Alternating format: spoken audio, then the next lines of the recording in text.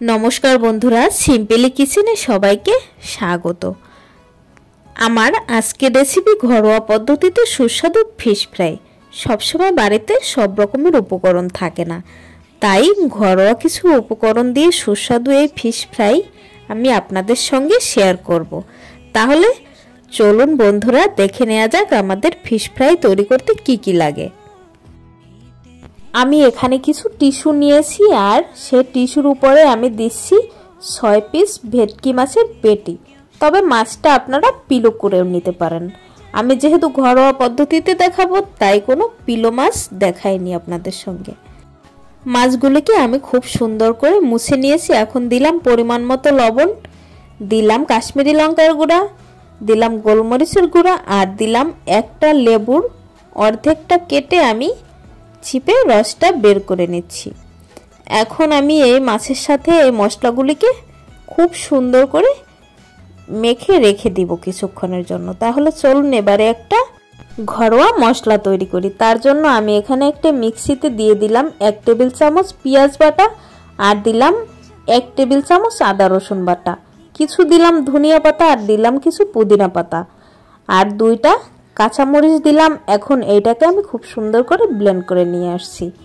এখন এর মধ্যেও আবার কিছু মিক্স করব। তার জন্য এখানে দিলাম স্বাদমতো লবণ আর দিলাম ওই লেবুর আর বাকি যে অংশ ছিল অর্ধেকটা সেই রসটা, দিলাম 1 টেবিল চামচ গরম মশলার গুঁড়া আর দিলাম স্বাদ অনুযায়ী চিনি। এখন দিলাম 1 টেবিল চামচের মতন সরিষার তেল। এখন খুব সুন্দর করে আবার একটু মিক্স করে নিয়ে আসলাম। এখন ওই যে আগে মেখে রাখা মাছটা ওর সাথে এই মশলাটাকে খুব সুন্দর করে মাখিয়ে নেব। আর এত সুন্দর করে মাখিয়ে নিতে হবে যাতে মাছের প্রতিটা জায়গায় এই মশলাটা পৌঁছে যায়। দেখতেই পেলেন আমি মশলাটা মাছের সঙ্গে কত সুন্দর করে মিশিয়ে নিয়েছি। এখন আমি একটা ট্রে নিয়েছি। এখন এই ট্রের মধ্যে আমি মাছগুলোকে সাজিয়ে নিচ্ছি, কারণ আমি এই মাছটাকে ওভারনাইট নরমাল ফ্রিজে রেখে দেব। আপনারা যদি ওভারনাইট না রাখতে পারেন কমের উপরে হলেও 2 ঘন্টা হলেও নরমাল ফ্রিজে রাখতে হবে যদি খুব ভালো টেস্ট পেতে চান। আর মাছ মাংস ম্যারিনেট করে ফ্রিজে রাখাটাই ভালো। আমি ওভারনাইট ফ্রিজে রেখে দিয়েছিলাম। এখন আমি মাছটাকে বের করে নিয়েছি। এখন আমি আরেকটা ট্রেতে ঢেলে নিচ্ছি। এখনো আবার কিছু মশলা মেখে নিতে হবে। সারা রাত ফ্রিজে রাখার ফলে মশলা মাছের সঙ্গে খুব সুন্দরভাবে মিশে গেছে। এখন একটা বাটি নিয়ে আমি এখানে 2টা ডিম ফাটিয়ে নিচ্ছি। আমার 2টা ডিমই হয়ে যাবে, তাই আমি এখানে 2টা ডিম নিলাম। আপনাদের যদি মাছ বেশি থাকে তাহলে আপনারা ডিম বেশি নিতে পারেন। এখন দিয়ে দিলাম স্বাদ মতো লবণ আর দিলাম অল্প একটু গোলমরিচের গুঁড়া। এখন এই গোলমরিচ আর লবণের সাথে ডিমটাকে খুব সুন্দরভাবে ফেটিয়ে নিতে হবে। এখানে আমি একটা ট্রেতে কিছু ব্রেড ক্রাম্ব নিয়েছি। এখন এটাকে সরিয়ে রেখে আমি এই যে মশলা মাখানো যে মাছটা সেই মাছের মধ্যে আমি দিয়ে দিলাম 1 টেবিল চামচ কর্নফ্লাওয়ার। তবে কর্নফ্লাওয়ার যদি না থাকে এখানে ময়দা দিলেও হবে। এখন ওই যে ডিমটাকে ফেটিয়ে রেখেছিলাম সেই ডিমের মধ্যে আমি প্রথমে 1 পিস করে মাছ দিব। ডিমের গোলায় একবার দিব, তারপরে ব্রেড ক্রাম্বসে দিব, আবার ডিমের গোলায় দিব, আবার ব্রেড ক্রাম্বসে দিব। এভাবে করে আমি 2বার কোটিং করে নেব। 2বার কোটিং করলে কি হয়, মাছটা খুব সুন্দর ক্রিস্পি হয় এবং খেতেও বেশ ভালো লাগে। তবে আমি এই ডিমের মিশ্রণে মাছ দেওয়ার প্রসেসিংটা আমি 2টা চামচ থেকে করেছি। আপনারা চাইলে হাত ব্যবহার করেও করতে পারেন। তাহলে কি হয়, ডিমের গোলা এবং ব্রেড ক্রাম্বস নষ্ট হয়ে যায়। ওই ডিমের গোলাটা ব্রেড ক্রাম্বসে পড়লে ব্রেড ক্রাম্বসগুলো নষ্ট হয়ে যায়। তাই চেষ্টা করবেন একটা চামচ থেকে মাছটাকে উঠিয়ে নিতে। এখন মাছটাকে খুব সুন্দর একটা শেপে নিয়ে আসব।